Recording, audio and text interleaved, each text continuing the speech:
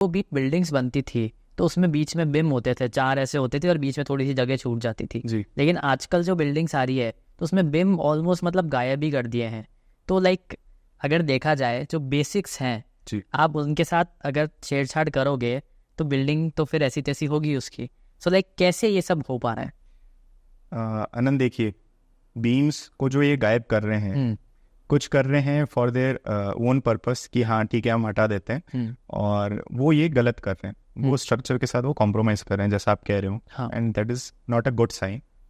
कुछ बिल्डर्स हैं और वो बहुत ही कम है, मैं कहूँगा इनफैक्ट वो बिल्डिंग्स ही बहुत कम है, जो कि एक टेक्नोलॉजी होती है प्री स्ट्रेसिंग, और उसमें और 2 वेज होते हैं, प्री टेंशनिंग। एक्सप्लेन कीजिए, ये तो बहुत इंटरेस्टिंग लग रहा है। सो अनंत, अभी तक जो आप घर देखते हैं जो बनते हैं या तो स्टील के, जिसको हम मेटल स्ट्रक्चर्स कहते हैं, कुछ स्ट्रक्चर्स होते हैं जो रिइंफोर्स कंक्रीट के होते हैं, राइट, और कुछ आपके ब्रिक स्टोन के। ये ट्रेडिशनल वेज हो गए। एक और अप्रोच है that is pre stressing. Okay, तो इसमें ऐसा नहीं है कि नया है, ये पहले से है, चला आ रहा है, और यहाँ पे जो टियर 1 सिटी है, इनफैक्ट इंडिया में भी यूज हुए हैं। आप जो सिनेमा हॉल्स देख लो जिसमें कोई भी कॉलम आप देखो नहीं होते, नहीं के बराबर होते हैं, राइट, तो वहाँ पे भी कॉन्सेप्ट यूज होता है। तो ये टेक्नोलॉजी हम, या मैं ऐसा कहूँगा उदयपुर में अब थोड़ा सा उसका एक एडवांसमेंट आ रहा है, यूज हो रहा है। इनफैक्ट अभी भी उदयपुर में कोई भी ऐसा वेंडर नहीं है मेरी नॉलेज में जो कि ये वर्क करता हो। स्टिल अगर हमारे क्लाइंट हमें अप्रोच करते हैं कि हमें ये करवाना है, तो उसके एग्जीक्यूशन के लिए हमें अहमदाबाद या फिर जयपुर में कोऑर्डिनेट करना पड़ता है टू एग्जीक्यूट दैट। और ऐसा क्यों है, उदयपुर में क्यों नहीं है इसके? बिकॉज अभी उतना अवेयरनेस नहीं है, कॉस्ट इशू भी उसका एक है कि जो कॉस्ट इशू नॉर्मल आरसी, क्योंकि अगर देखा जाए तो अगर बिम होता है तो स्ट्रक्चर का वेट उस पर आ जाएगा, पर वो है ही नहीं तो उसको आप टिकाओगे कैसे? ये भी एक चैलेंज है गेस।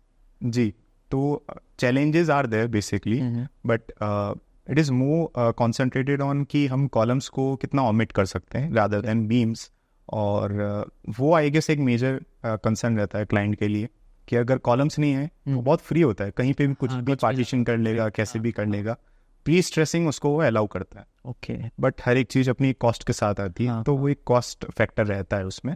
इसलिए शायद अभी हम उतना अवेयर नहीं हुए हैं, या उतना हम अभी फाइनेंशियली रेडी नहीं है कि हम उस चीज़ पे जाएं, क्योंकि अगर कोई अपार्टमेंट बन रहा है तो उसको जब वापस रिकवरी करनी होगी तो आई गेस वो जो उसके परचेजर हैं उनसे ही करेगा। सही बात है।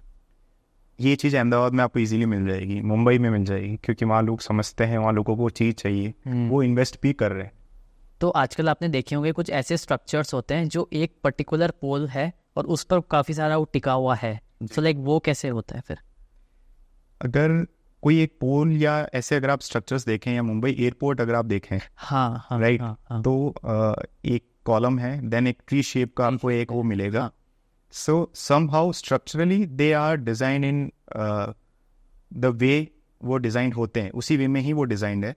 This is the architectural Marvel जो उसको उस वे में डेकोरेट करता है। ओके, अगेन अगर हम स्ट्रक्चरली ऐसा करना चाहें तो it is also possible. We use different sort of alloys and materials. ऐसा नहीं है फिर हम आरसी पे ही डिपेंड होंगे। We can use steel, we can use other thing, we can use aluminium, there are other alloys.